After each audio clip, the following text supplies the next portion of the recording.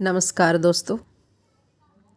वैसे तो इंसान की पूरी जिंदगी एक पाठशाला है जिसमें हर पल वो कुछ न कुछ सीखता ही रहता है और श्रेष्ठ बनने के लिए और अच्छा बनने के लिए उसको हर पल मेहनत करनी ही पड़ती है और कुछ न कुछ नया सीखना ही पड़ता है और सीखने से ही वह और अच्छा बनता है या निखरता है।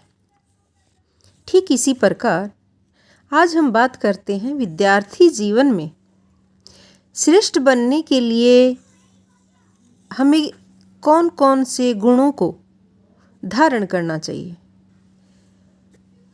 गुणों मतलब सद्गुणों को, जिसमें पहला सद्गुण है सहन शक्ति।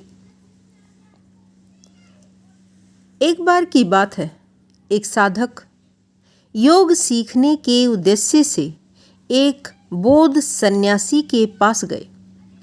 सन्यासी ने उनसे कहा कि वे उन्हें योग सिखाने के लिए तैयार हैं, परंतु उसके बदले उन्हें समीपवर्ती पहाड़ पर सन्यासी के लिए एक कुटिया बनाकर तैयार करनी होगी।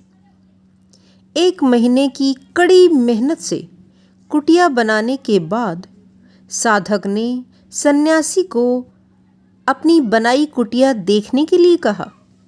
कुटिया देखकर सन्यासी ने कहा, इसे तोड़ दो, एक नई बनाओ। साधक ने सोचा कि शायद छोटी बनी होने के कारण सन्यासी ने इसे दूसरी बनाने के लिए कहा है। गुरु के आदेश के अनुसार उन्होंने उस कुटिया को तोड़कर दूसरी कुटिया बनाई, लेकिन फिर वही बात, गुरु ने इसे तोड़कर तीसरी कुटिया बनाने का आदेश दिया। निर्माण कार्य में शायद कोई त्रुटि रह गई हो, यह सोचकर साधक ने इस बार पहले से बड़ी तथा आकर्षक कुटिया का निर्माण किया, परंतु इस बार भी गुरु ने उसे तोड़कर पुनः एक नई कुटिया बनाने को कहा।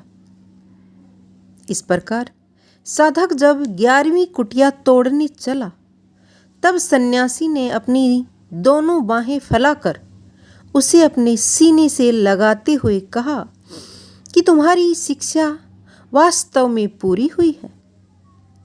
तुमने मेरे आदेशों पर अपने मन में किसी प्रकार की नकारात्मक भावना न लाते हुए खुशी से मेरे आदेश का पालन किया है।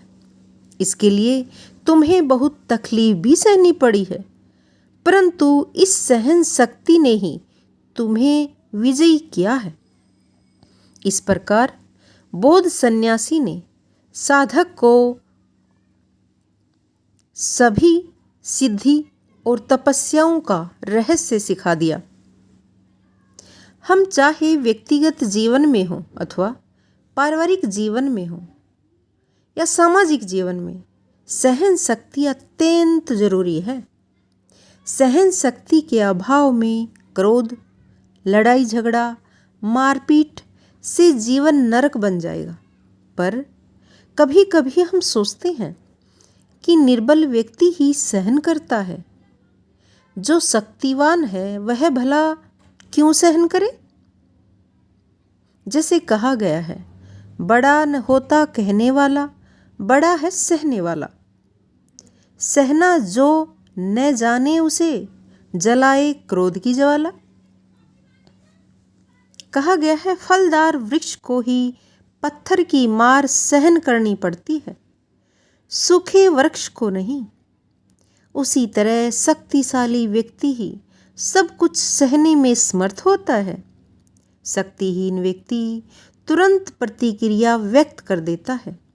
हमारे अंदर शारीरिक कष्ट, मानसिक पीड़ा, आर्थिक नुकसान या किसी के द्वारा की गई निंदा, यह सब कुछ सहन करने की शक्ति होनी चाहिए, तभी हमारे चेहरे पर हंसी रहेगी। सहना के 3 अक्षरों से ही हंसना बनता है, अर्थात जो सहता है वही हमेशा हंसता है। आशा करती हूँ कि आपको ये प्रसंग अच्छा लगा होगा। अगर आपको अच्छा लगे तो लाइक कीजिए और आगे किसी को शेयर कीजिए। धन्यवाद।